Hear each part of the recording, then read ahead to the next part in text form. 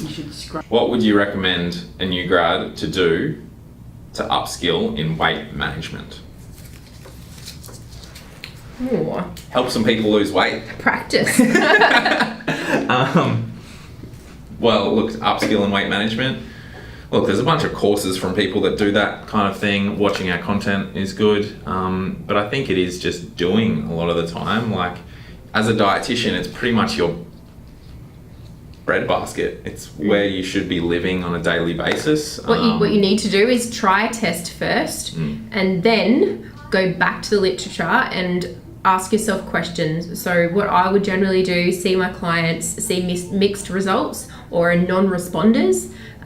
Similar advice, maybe not tailored appropriately, so I would reflect on that, change it, modify, but then go back to the literature and specifically focus in on questions that you have. Maybe it's around medications that they're on and influences that might be playing. Maybe it's around diet optimization, so quality versus actual quantity. Maybe there's something you need to be doing there. Maybe it's around the delivery of the information to the client and maybe your skills in being able to successfully help someone lose weight. It is a lot to do with the counseling side of things, which does need time. So there are obviously a lot of courses that you can partake in which might help you, but sometimes it is just experience and ways in which you can have conversations with clients around those health behaviors.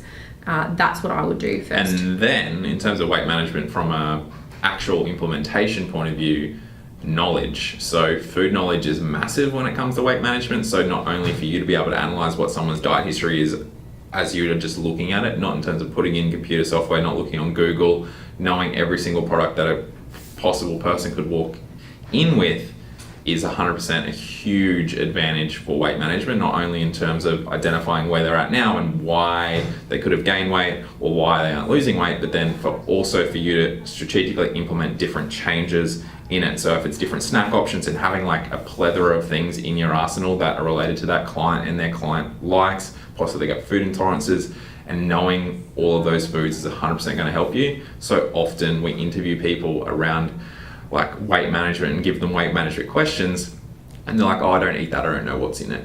It's just like, your clients are eating it, so you need to know, and you're a dietitian, so stop focusing on the foods that you do know and focus on the ones that you don't, especially the ones that you don't eat, because they're going to be the ones that your clients are eating every single day. And 100%, you're not going to know every single food in the supermarket. No, you're going to know the general food 100%. type, you know generally how much a soup is going to contain and possibly what the sodium is, and you'll have a golden ticket soup that you like. This is the one that I would get everyone on if I wanted to, like people do with Chobani or YoPro with yogurt.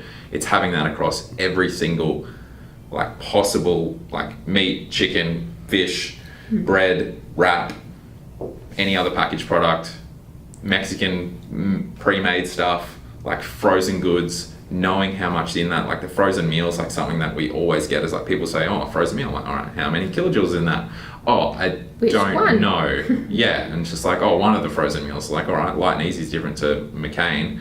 McCain Healthy Choice is also different to that. And you got the super What happens when you microwave it? Is it a bowl of water? Is your client going to eat that? Yeah. Does it actually taste what it says? How much protein's actually in it?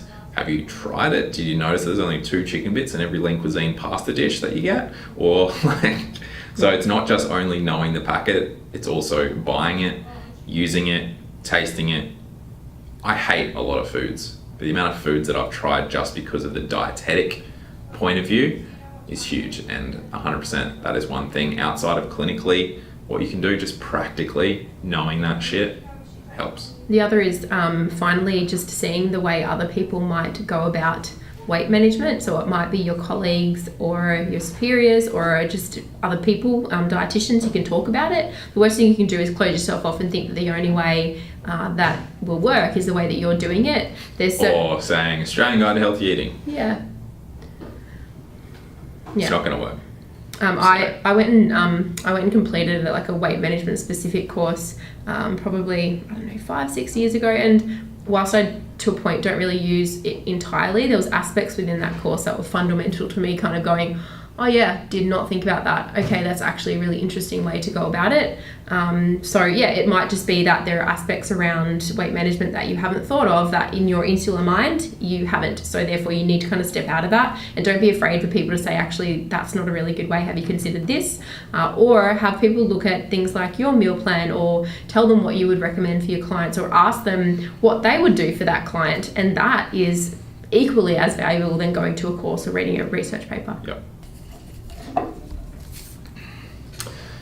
Insta. Weight loss during pregnancy. How much is safe / realistic, and when is it a good idea? Tyson doesn't want to answer this one. I could have a throw at it. I guess there's no particular safe guidelines for how much weight loss during pregnancy. No, there's no particular guidelines for safe weight loss, right? So Just it's not safe like weight gain. Yeah, it's the same as safe weight gain. Yeah, sure, you shouldn't put on 40 kilos, but hey, some mums do. So I guess there isn't particular numbers.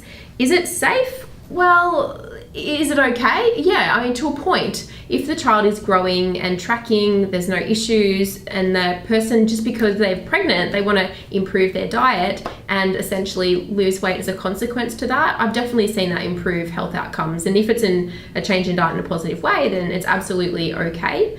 I've also seen clients with gestational diabetes that have either been overweight, normal weight, and have lost weight, and to a point that's relatively important for a lot of them, just because of the insulin resistance that goes on during that situation.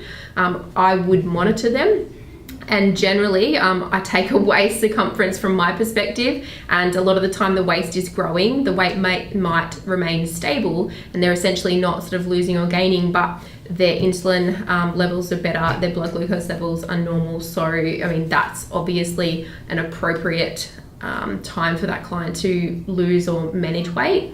So in terms of it being safe, obviously if it's dropping down at 100 miles an hour, then we really want to pull them up. Don't go on a BLCD. No, absolutely not. We won't be putting someone on a calorie restricted diet, but if we're improving someone's outcomes, if they've got that, or what's the other one with high blood pressure? What's that one? Eclampsia. Yeah, preeclampsia.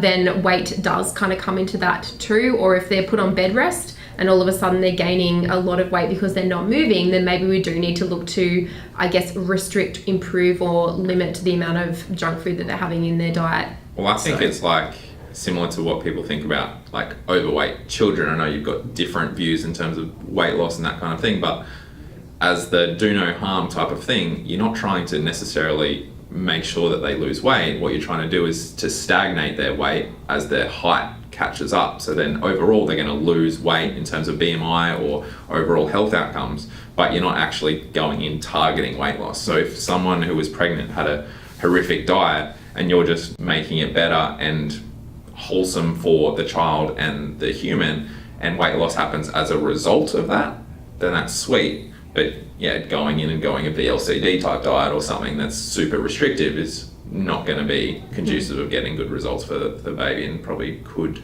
do harm.